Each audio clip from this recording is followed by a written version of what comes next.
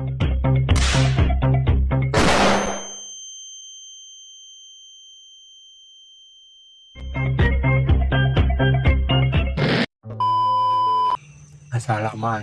warahmatullahi wabarakatuh.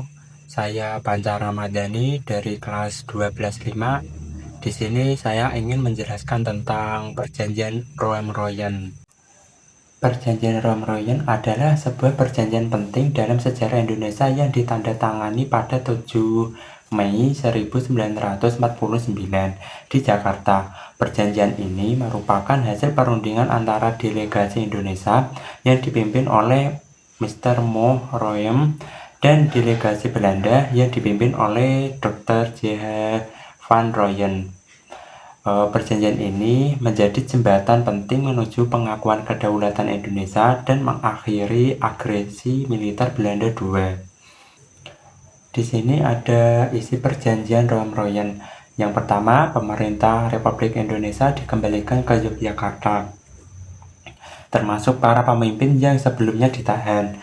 Yang kedua, kedua belah pihak sepakat untuk menghentikan semua bentuk permusuhan dan kegiatan militer.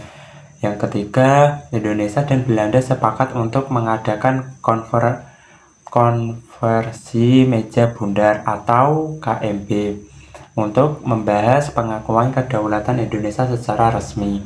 Yang keempat, pembentukan Negara Indonesia Serikat atau RIS juga dibahas dalam perjanjian ini sebagai bagian dari proses menuju kedaulatan penuh. Perjanjian Roem-Royen ada dampaknya.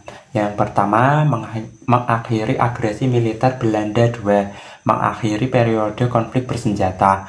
Yang kedua, membuka jalan bagi KMB yang menghasilkan pengakuan kedaulatan penuh Indonesia oleh Belanda pada 27 Desember 1949.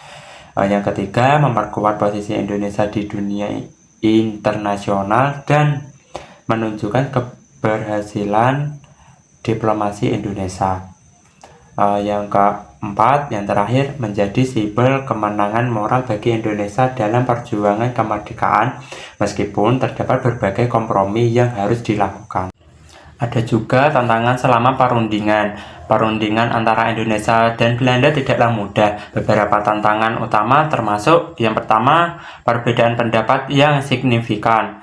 Kedua belah pihak memiliki pandangan yang berbeda mengenai status politik Indonesia dan peran Belanda di masa depan.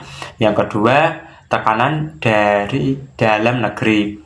Delegasi Indonesia menghadapi tekanan dari berbagai kelompok yang menginginkan kemerdekaan penuh tanpa kompromi, sementara delegasi Belanda menghadapi tekanan dari pihak-pihak yang ingin mempertahankan kekuasaan di Indonesia. Yang ketiga, intervensi internasional. Meskipun ada dukungan internasional untuk Indonesia, beberapa negara juga memiliki kepentingan ekonomi yang politik di wilayah tersebut yang mempengaruhi dinamika perundingan. Yang terakhir, ada kepercayaan yang rendah. Agresi militer Belanda II telah merusak kepercayaan antara kedua belah pihak sehingga membangun kembali kepercayaan menjadi tantangan sendiri. Signifikansi jangka panjang perjanjian Roem-Royen. Perjanjian Roem-Royen memiliki dampak jangka panjang yang signifikan bagi Indonesia. Yang pertama, landasan kedaulatan. Perjanjian ini menjadi landasan yang kuat bagi pengakuan kedaulatan Indonesia oleh Belanda dari dunia internasional. Yang kedua, inspirasi diplomasi. Keberhasilan perjanjian ini menjadi inspirasi bagi upaya diplomasi Indonesia di masa depan dalam menyelesaikan konflik dan mencapai tujuan nasional. Yang ketiga, persatuan nasional. Perjanjian ini membantu memperkuat persatuan nasional Indonesia dengan menunjukkan bahwa perjuangan kemerdekaan dapat dicapai melalui berbagai cara, termasuk diplomasi dan perundingan. Yang keempat, hubungan internasional. membuka jalan bagi hubungan yang lebih baik antara Indonesia dan Belanda di masa depan. Meskipun masih ada isu-isu sensitif yang perlu diatasi, Perjanjian Roem-Royen adalah contoh nyata bagaimana diplomasi yang cerdas dan kompromi yang konstruktif dalam membawa perdamaian dan kemajuan bagi sebuah negara. Di sini ada tokoh-tokoh Perjanjian Roem-Royen. Yang pertama ada Mr. Mo Roem sebagai pemimpin delegasi Indonesia.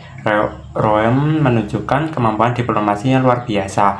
Ia berhasil mempertahankan kepentingan Indonesia sambil tetap membuka ruang untuk kompromi. Yang selanjutnya ada Dr. J.H. van Rooyen, pemimpin delegasi Belanda. Ini memiliki peran penting dalam meyakinkan pemerintahannya untuk mencari solusi damai dengan Indonesia. Selanjutnya ada Dr. Muhammad Hatta sebagai Wakil Presiden Indonesia. Hatta memberikan arahan strategis kepada delegasi Indonesia dan memastikan bahwa setiap langkah yang diambil sesuai dengan tujuan nasional. Selanjutnya ada Sultan Hamengkubuwono yang ke-11. Sultan Yogyakarta ini memainkan peran penting dalam memberikan dukungan moral dan logistik kepada pemerintah Indonesia selama masa sulit setelah agresi militer Belanda II. Setelah proklamasi kemerdekaan Indonesia pada 17 Agustus 1945, Belanda berusaha kembali menguasai wilayah Indonesia melalui aksi militer dan diplomasi. Upaya ini memicu berbagai konflik bersenjata, termasuk agresi militer 1 pada 1947 dan agresi militer 2 pada 19 Desember 1948. Agresi militer 2 menyebabkan Yogyakarta yang saat itu menjadi ibu kota Republik Indonesia diduduki serta para pemimpin pemerintah seperti Soekarno, Mohatta, dan Sultan Syahrir. Situasi ini memicu tekanan internasional terhadap Belanda, terutama di Perserikatan Bangsa-Bangsa atau PBB dan Amerika Serikat, agar segera menghentikan tindakan militer dan membuka jalur perundingan. Tekanan tersebut menghasilkan Perjanjian Roem-Royen pada 7 Mei 1949 yang memulihkan pemerintahan Republik Indonesia di Yogyakarta dan menjadi pintu masuk menuju Konferensi Meja Bundar atau KMB. KMB yang berlangsung di Den Haag dari 23 Agustus hingga 2 November 1949 menjadi perundingan terakhir antara Indonesia dan Belanda. Konferensi ini menghasilkan kesepakatan penting, yaitu peningkatan kedaulatan Indonesia pada 27 Desember 1949 atau Rijksdag 2008. Kedua peristiwa ini merupakan titik balik dalam sejarah perjuangan kemerdekaan, karena menunjukkan keberhasilan diplomasi Indonesia dalam meraih pengakuan internasional tanpa mengabaikan perjuangan fisik di perang Medan. Perjuangan mempertahankan kemerdekaan Indonesia pada 1945 sampai 1949 tidak hanya berlangsung di medan perang, tetapi juga melalui diplomasi. Setelah kegagalan perundingan Linggarjati dan Renville, konflik bersenjata antara Republik Indonesia dan Belanda kembali memanas. Tekanan internasional terutama dari PBB mendorong kedua pihak untuk berunding kembali, yang menghasilkan Perjanjian Roem-Royen pada 7 Mei 1949 di Jakarta. Perjanjian ini memuat kesepakatan penghentian operasi militer, pembebasan tahanan politik, dan pemulihan pemerintah Republik di Yogyakarta sebagai syarat menuju perundingan berikutnya.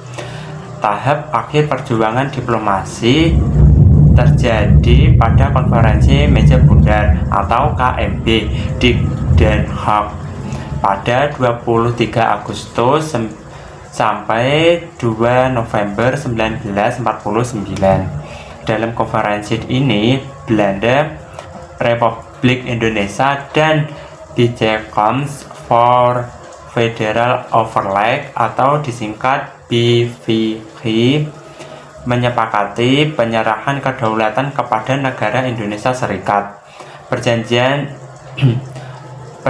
ekonomi, dan penarikan pasukan Belanda. Penyerahan kedaulatan resmi dilakukan pada 27 Desember 1949 menandai berakhirnya masa kolonial. Meskipun masalah Papua Barat masih menggantung.